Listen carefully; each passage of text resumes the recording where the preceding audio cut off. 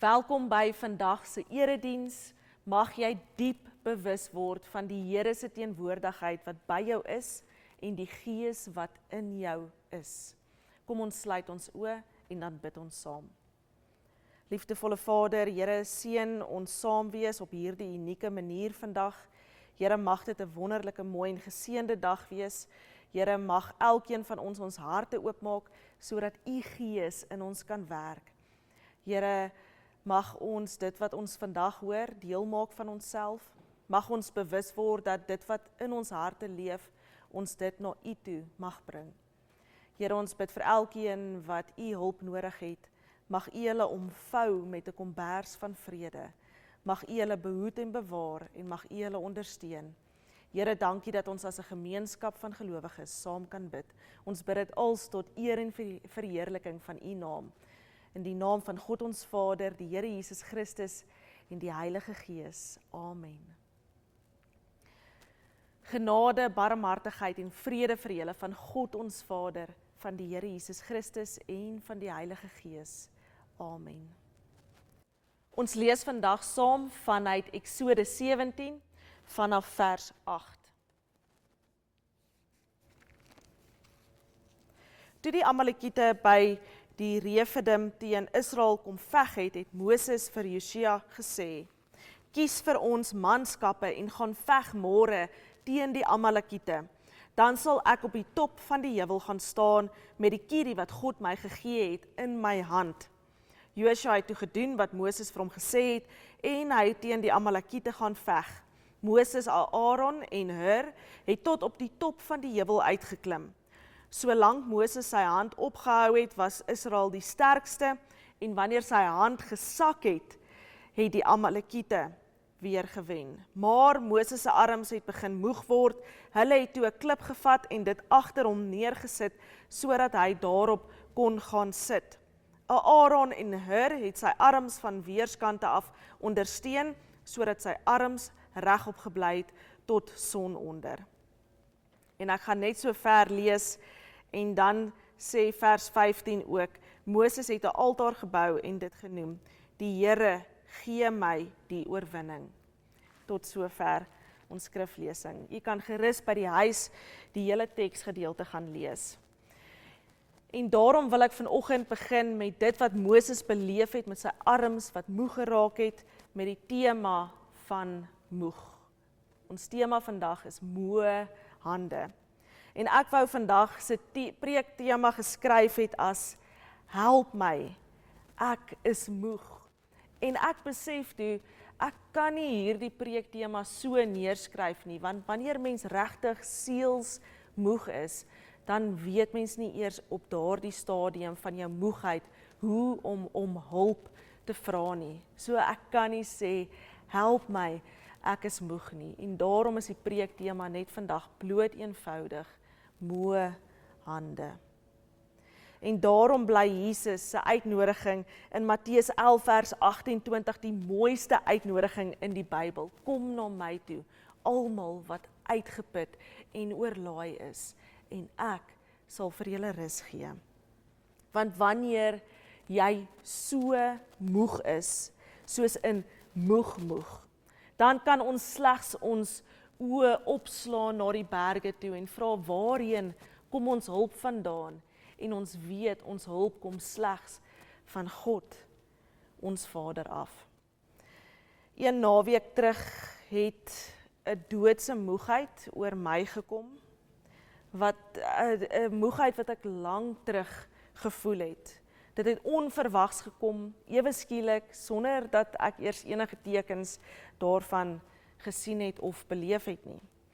En dit is die aardigste gevoel, nee? Jy voel ewe skielik sielsmoeg, jy kan letterlik nie jou voete optel nie, jou voete voel soos lood, jou arms voel pap, lam en seer, en jou longe voel letterlik asof jy nie kan asemhaal nie.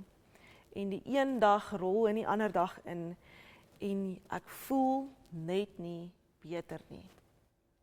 Ons dink, ons weet wat dit beteken om moeg te wees.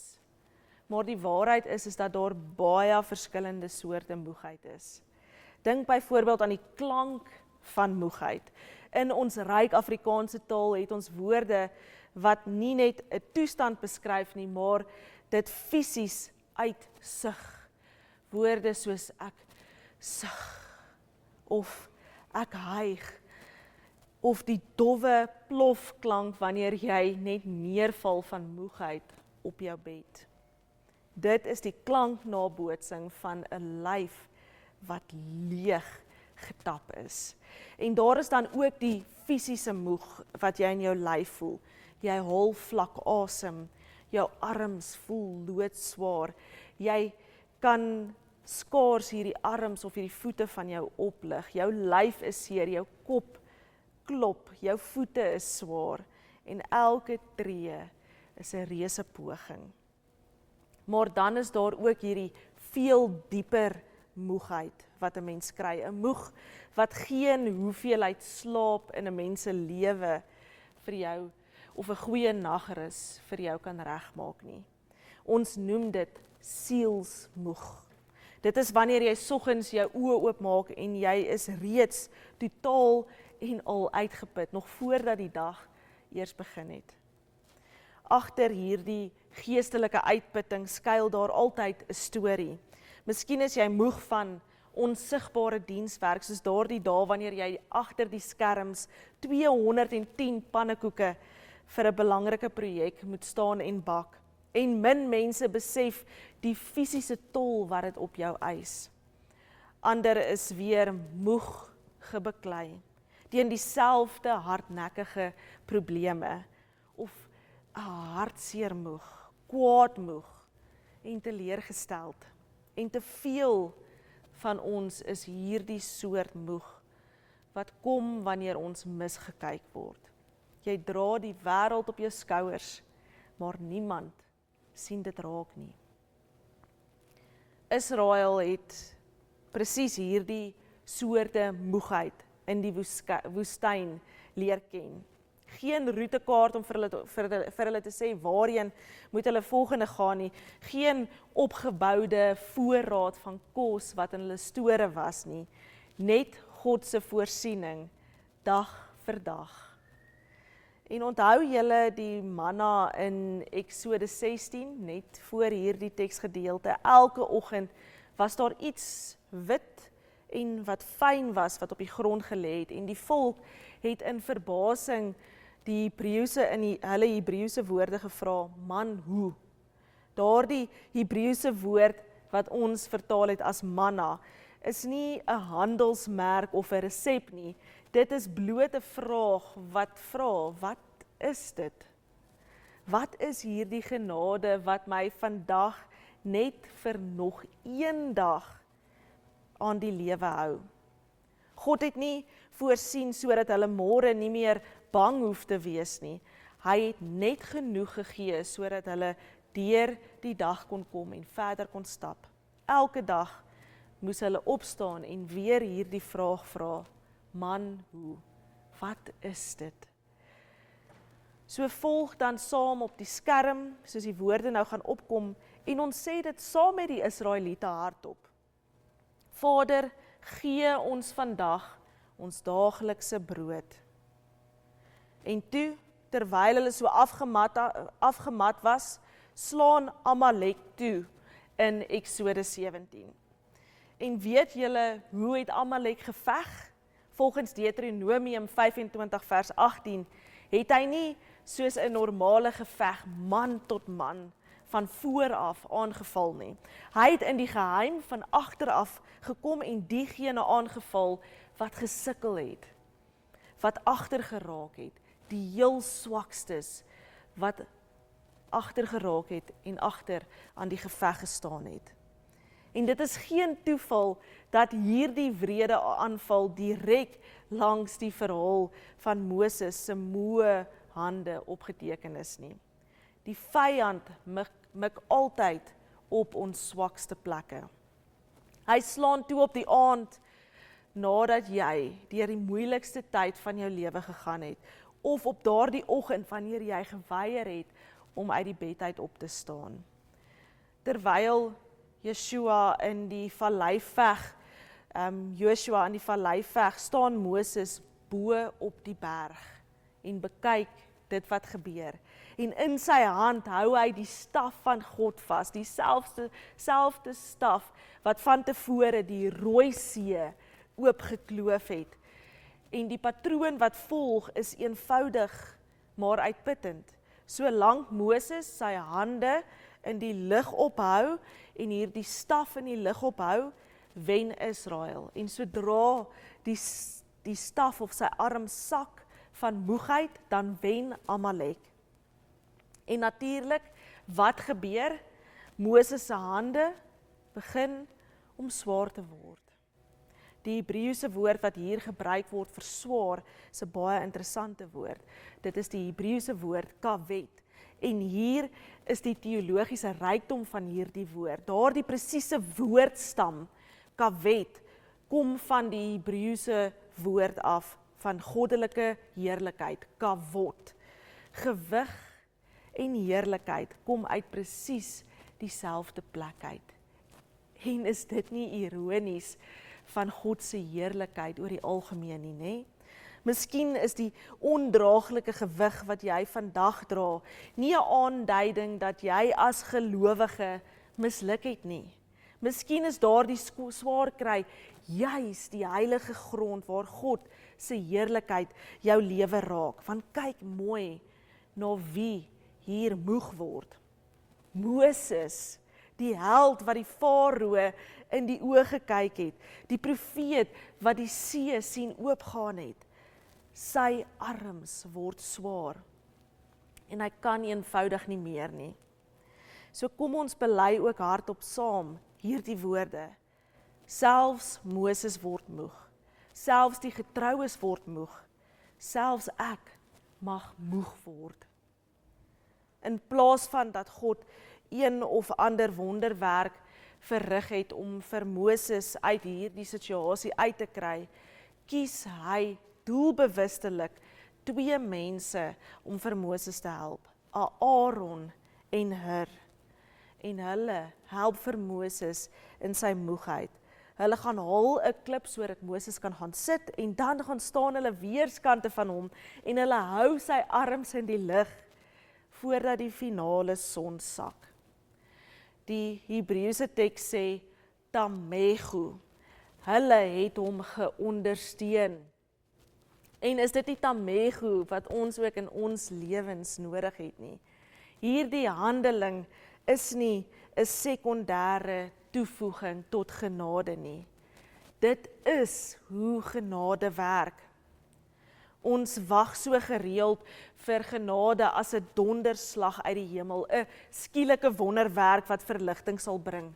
Maar in werklikheid is genade meestal soortgelyk soos hierdie verhaal. 2 mense wat getrou langs jou bly staan totdat die son sak. Die Heilige Gees wat in ons is, wat ons help dra. Soms is daardie genade 'n lewenslange vriendin wat oor dekades heen, miskien selfs al tot en met die 50ste mylpaal getrou langs jou stap en jou hande in die lug hou as die geveg te lank raak. Soos Johannes Calvin opgemerk het, God werk selde op 'n skouspelagtige manier. Hy werk hoofsaaklik deur gewone mense. En daarom werk God ook met jou hier in jou eie gemeenskap en hier in die geloofsgemeenskap en selfs moontlik deur die persoon wat vandag reg langs jou sit. So dink gou vir 'n oomblik aan iemand wat naby aan jou is, wat vir jou luister, wat jou staande hou deur die storms, en dan bely ons hardop saam. Ek sal jou hande ophou, hou jy myne op. So vandag op Vrouedag wil ek hê ons moet ook kyk na die onsigbare derde in hierdie teks, wat ons vinnig kan miskyk. Moses staan op die berg met die onsigbare staf, maar lang voordat hy ooit daardie staf kon oplig, was daar ander onsigbare hande aan die werk. Sonder daardie hande sou Moses geen staf gehad het of geen wonderwerk kon verrig het deur middel van die Here wat deur Moses gewerk het nie. Dink aan Sifra en Pua, die 2 vroedvroue in Eksodus 1. Farao het beveel dat alle babaseentjies vermoor moet word. Hulle was in werklikheid die eerste kinderbeskermingsinisiatief in die geskiedenis wat die weerloses teen die owerheid se geweld beskerm het. En hierdie 2 gewone vroue het eenvoudig geweier. Sonder 'n weermag of 'n magtige toespraak het hulle God se heerskappy meer gevrees as die doodsdreigemente van die Farao.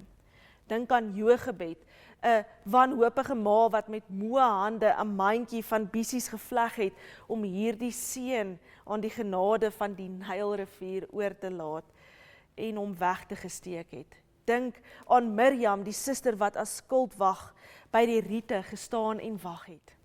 Gewone getroue vrouehande, geen weerligstrale uit die hemel nie, geen indrukwekkende wonderwerke. En hier is dit in die geskiedenisboeke opgeteken. Dit is vroue soos hierdie wat deel vorm van die geskiedenis van die Bybelse verhaal, omdat hulle bly vashou het en Moses het daardeur bly lewe. Gewone vroue, maar 'n buitengewone God wat deur hierdie lewensverhale 'n storie vertel. En hierdie goue lyn van moe, maar getroue hande stop nie net hier by die riete van die Nylrivier nie. Dit ego reg deur die skrif tot in die Nuwe Testament, tot en met Maria wat getrou geluister het na God en uiteindelik Jesus Christus wat toe uiteindelik gebore was. Toe God Moses by die brandende bos geroep het in Eksodus 3 vers 12 het hy 'n belofte gemaak. Ki ihie imak, ek sal met jou wees. Hy het nie beloof om die probleem of die vyand weg te vat nie. Hy het net beloof om die lewe makliker te maak. Hy het nie beloof om die lewe makliker te maak nie, maar hy het beloof, ek sal daar wees. En dit is hoe God met Moses ook op die berg gewerk het, waar Aaron en Hur sy hande opgehou het. So miskien sit jy vandag diep begrawe in 'n gat van moegheid en moedeloosheid, besig met 'n stryd wat heeltemal te groot voel vir jou. Miskien staan jy vandag alleen op die berg en jou arms sak van sielsmoegheid. As dit jy is, mag die Here vandag vir jou 'n Aaron en 'n Hur stuur. Iemand wat stil langs jou kom sit, sonder om te oordeel, sonder om die leierskapsstaf uit jou hand te probeer gryp en net jou arms op te hou. As jou arms vandag sterk is en jy is vol moed en energie, kyk 'n bietjie rondom jou. Wie in jou lewe se hande is besig om te sak? Wie se hande het pyn van die onsigbare werk? En miskien roep God jou vandag om iemand se Aaron of Hur te wees. So kom ons sê dan vir die laaste keer saam, hardop, stadig as 'n verbond met mekaar en as 'n gebed tot God. Here, help my en gebruik my om ander te help. Amen. Ontvang die seën en die vrede van die Here. Die Here sal jou seën en jou beskerm. Die Here sal sy aangesig oor jou laat skyn en jou genadig wees. Die Here lig sy aangesig op na jou toe, soos 'n vader wat sy kind optel en kyk jou in jou oë en gee aan jou sy vrede. Amen.